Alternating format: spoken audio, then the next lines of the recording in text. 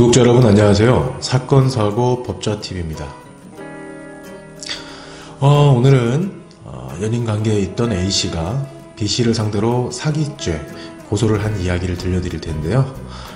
보통의 연인관계라고 하면 이런 사건은 거의 일어나지 않는데 이번 사안은 조금 다릅니다.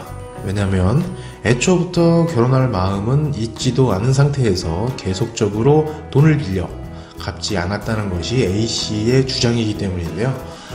먼저 A씨는 B씨를 지인의 소개로 알게 됩니다.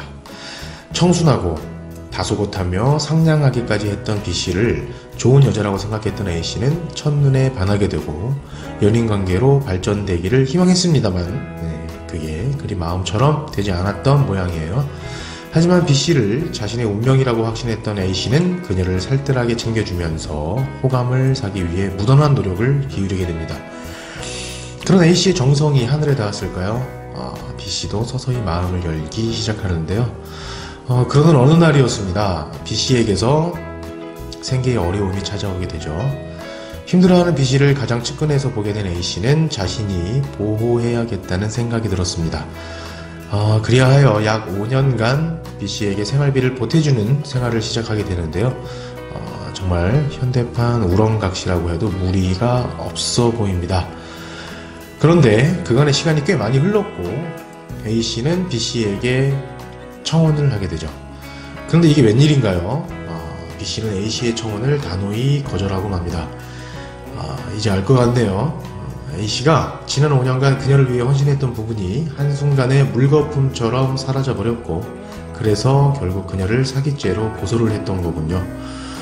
결혼할 것처럼 사랑을 기망하여 재물을 편취한 것이다 라고 말이죠.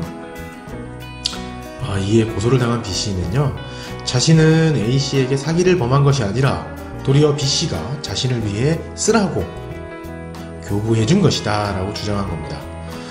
동시에 자신은 A씨에게 받았던 돈을 갚아줄 명목으로 그동안 수차례, 전부는 아니었지만 되돌려준 사실도 있다고 말이고, 하지만 수사기관에서는 B씨의 의견보다는 A씨의 고소 취지를 더 신뢰했던 결과로 결국 검찰로 사건을 송치하기까지 했는데요.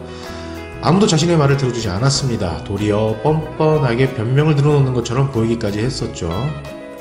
너무 답답한 마음에 B씨는 변호사를 찾아갑니다.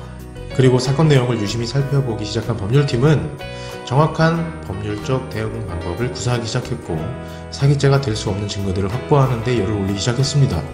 모든 것은 합리적이었고 사실 그 자체였습니다. 결국 혐의 없음 처분을 받게 되었는데요. 사기죄란 상대를 기망하여 재물을 편취하는 것입니다. 재물을 교부받은 것은 명백한 사실이지만 그것이 과연 상대를 기망하였느냐 그렇지 않았느냐가 관건이 될 것이고, 또한 A씨가 주장한 결혼을 할 것처럼 B씨가 A씨로 하여금 기망행위가 있었느냐가 가장 중요한 팩트가 되겠습니다. 하지만 처분 결과를 보면 A씨가 그녀에게 생활비에 보탰으라며 금원을 이체해준 사실은 인정되나 B씨가 결혼을 미끼로 상대를 기망하지 않았다는 결론이 나왔네요. 네, 그렇습니다. 자칫 B씨는 사기죄로 형사처벌을 받게 될 뻔했던 공경에 처해 있었지만 적절한 타이밍에 변호사를 선임함으로써 방어권 행사 및 적절한 법적 대응을 통해 억울함을 씻을 수 있었던 것 같습니다. 이처럼 변호사의 선임은 매우 중요하다고 할 수 있고요. 늘 말씀드리는 부분이지만 절대 혼자서 해결하려 하지 마시기 바랍니다.